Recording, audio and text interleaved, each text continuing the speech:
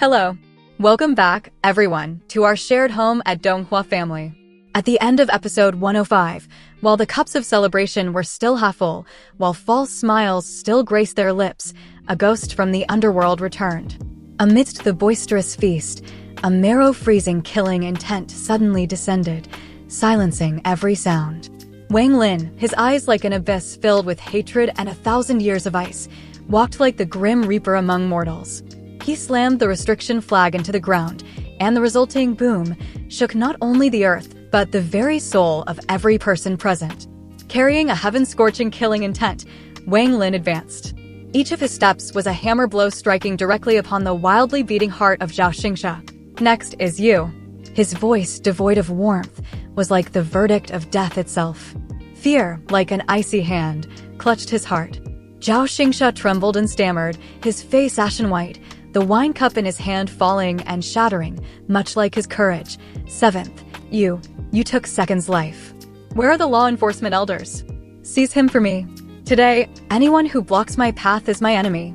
With a roar, Wang Lin transformed into a black streak of lightning, carrying the weight of his festering grudge as he shot towards his foe.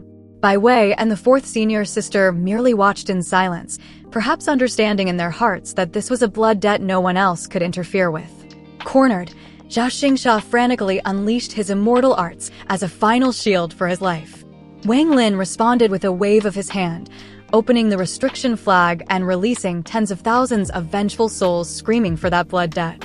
At the same time, the ferocious beast on the god-slaying chariot let out an earth-shattering roar, ready to tear everything apart. Desperately, Zhao Xingsha summoned the illusion of a colossal ancient demon, his own scream lost in the air. Today, between you and me, one will not leave alive. An earthquake of hatred erupted. Two terrifying powers collided, tearing space itself asunder. But at that critical moment of life and death, an authoritative voice echoed forth, like the sigh of fate itself. Ancient demon, retract it for me. The colossal illusion vanished. Zhao Xingsha coughed up blood, while Wang Lin had to suppress the demon roaring within his chest and recall his treasures. An elder had arrived. The battle had to stop.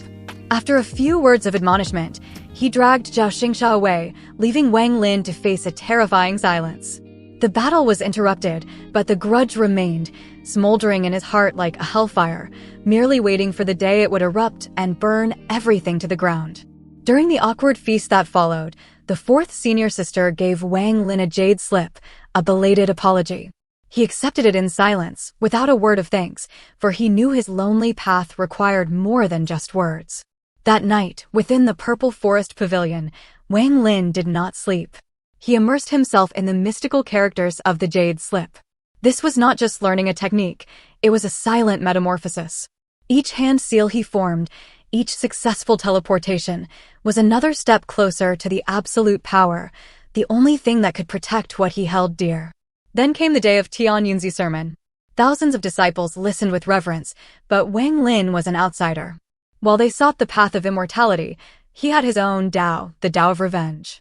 The question he posed to his master was not a search for truth, but a challenge to his own skepticism of the so-called righteous path of immortals and truth. And then, Ling Tianho appeared, bringing with him the painful memories of the day the sword was stolen. The world-shaking battle between the two sect leaders was not just a display of power, but a brutal lesson for all the weak below.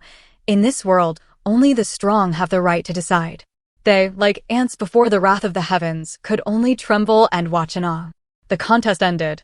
The victor stood proud, the loser departed in bitterness. A new order seemed to have been established, but deep down, the undercurrents of grievances and fate were still raging.